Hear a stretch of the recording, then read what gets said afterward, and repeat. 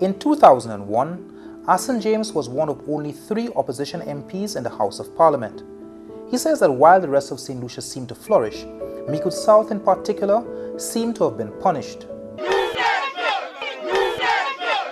He explains that his constituency has been marginalized or been victimized for its loyalty to the United Workers' Party. There were no development projects done and the basic infrastructure was neglected.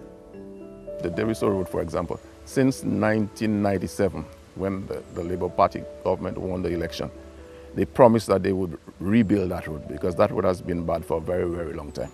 They had a sitting MP under the Labour government, Mr. Cassius Elias. They promised they would do it, and it never happened. When I got in 2001, I reminded them, I wrote to them, I brought in the Minister of Communication and Works. He came to the constituency, he took pictures, he visited all our roads. In fact, not one road was fixed during that time, 1997 to 2006.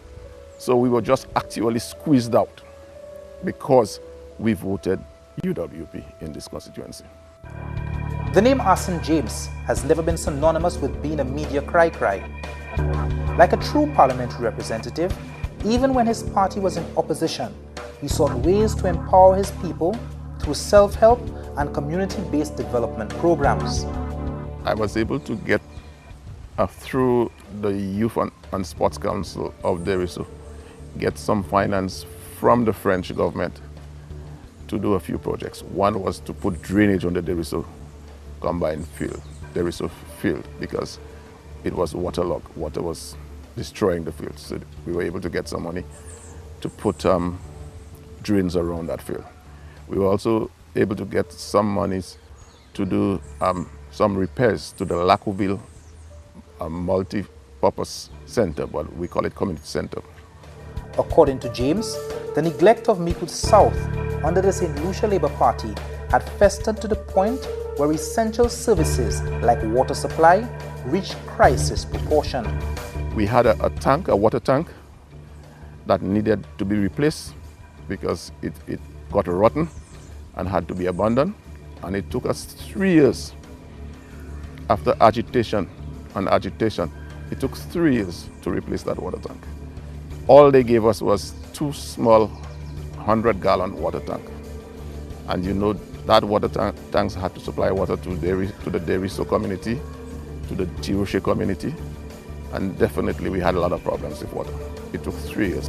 In 2006, 2,000 voters in Micoud South expressed their confidence in Arsene James and their tikwa were cast in his favor. He was charged with the mandate to develop policies and programs which would significantly enhance the lives of residents. It would be his first taste of being in power with the full support of his government. After 5 years, what can Arsene James show? Right where we are sitting now, this project, which we call the Baobab Park, is a project financed by the Taiwanese government. And with this little toilet block, this park is very essential to the people of Diga, very important because that park, named after that tree, the baobab tree, is the only tree that you can find in St. Lucia or in the Caribbean or in Latin America. This tree is a native tree of Africa and it has a lifespan up to about 6,000 years. The baobab tree is known as a tree of life, and with good reason too. It is capable of providing shelter, food and water to humans and animals alike in the African savanna. Its bark is fire resistant and is used for cloth and rope production. The leaves are used for condiments and medicines. The tree is capable of storing hundreds of liters of water, which is tapped in dry periods so residents can enjoy, and taxi drivers can bring tourists to Micoud in a comfortable setting to marvel at Micoud's pride and joy. Every politician has a project that is a driving force of his or her campaign. What would you say is the signature of your campaign? The signature of my campaign would be 1, the Deriso Highway, and 2, the water for the constituency and the communities of Diga, Lacouville and Tiroshe. We have already established a tank, which we'll probably show you in a while, and now we are working hard to get it connected before year end. Mr. James, you've been there for 5 years. Why are these projects being completed at this time? Well, you see, the thing about it is that these projects cost a lot of money. Our terrain, especially with Thomas, the Hurricane Thomas, put us years behind. A number of things that we started, for example, the water system. Our water system was completely destroyed. We lost about 80 lengths of 6-inch pipes. The dam where we collected our water, that was in ruins. The tank has been there from last year, just before Hurricane Thomas. And now we are trying to ensure that we have that tank connected so that people can get water on a daily basis.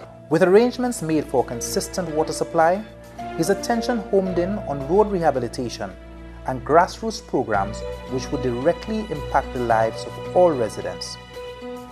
The Zulutown roads were in a battered state, but the road repair crew started with professionally constructed drains before laying the perfect layer of concrete.